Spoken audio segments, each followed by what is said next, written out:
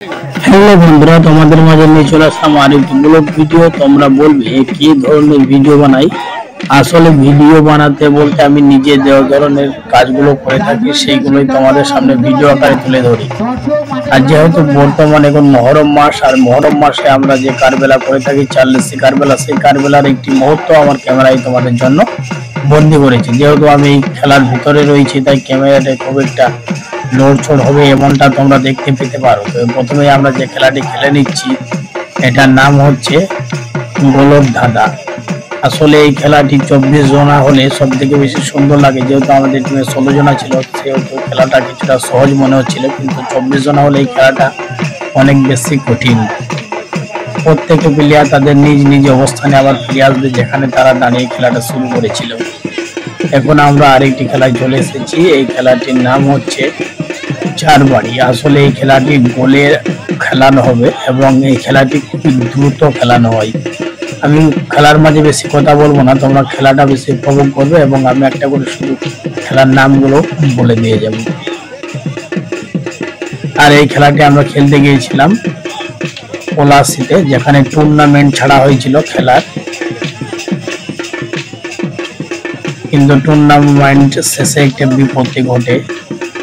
চার বাড়ি খেলাটা তোমরা উপভোগ করো। টুর্নামেন্ট শেষে এমন একটি বিপত্তি ঘটে যেখানে ম্যাচ রেফারি এবং সিলেক্টর, ম্যাচ রেফারি এবং মঞ্চে উপস্থিত বিচারকদের মধ্যে একটি বাক বিতণ্ড শুরু হয় এবং ফার্স্ট সেকেন্ড তারা শুধুমাত্র পলাশীর গ্রাম কি করবে এমনটাই করে তাদের একটি দ্বন্দ্বের সৃষ্টি হয় এবং বাইরে থেকে যাওয়া কোনো টিমই কিন্তু পুরস্কার পায়নি।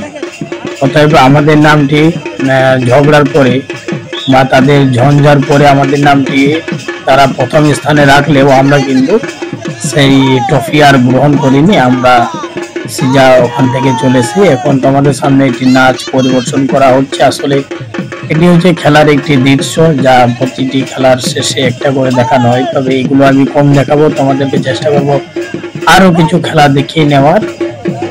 আর আমাদের টিমটা হচ্ছে বিধুপাড়া দক্ষিণ পাড়া একটি টিম। এখানে বয়স্ক এবং অল্প বয়সী ছেলেদের সমন্বয়ের একটি টিম।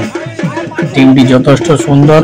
প্রতি বছর এই টিমটি কিন্তু প্রতিটা টুর্নামেন্টে অংশগ্রহণ করে থাকে।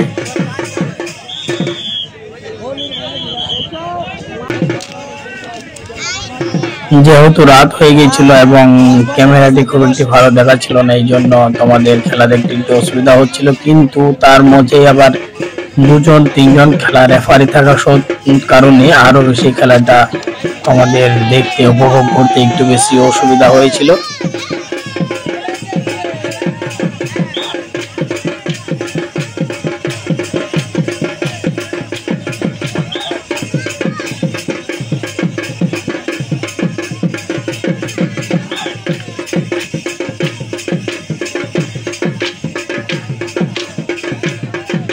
আমাদের এই খেলাটির নাম ওপরে দুবাড়ি নামে পরিচিত।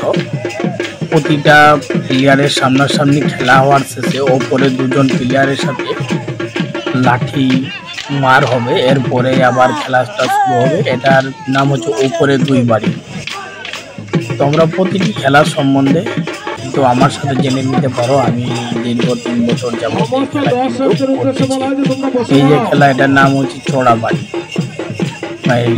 এটার নাম হচ্ছে হাঁটু ভাঙা। তোমরা প্রতিটি খেলার শেষে দেখবে একবার করে জিমে হাঁটু ভাঙবে বা নিচে বসে যাওয়ার মতো কিন্তু বসে যাবে।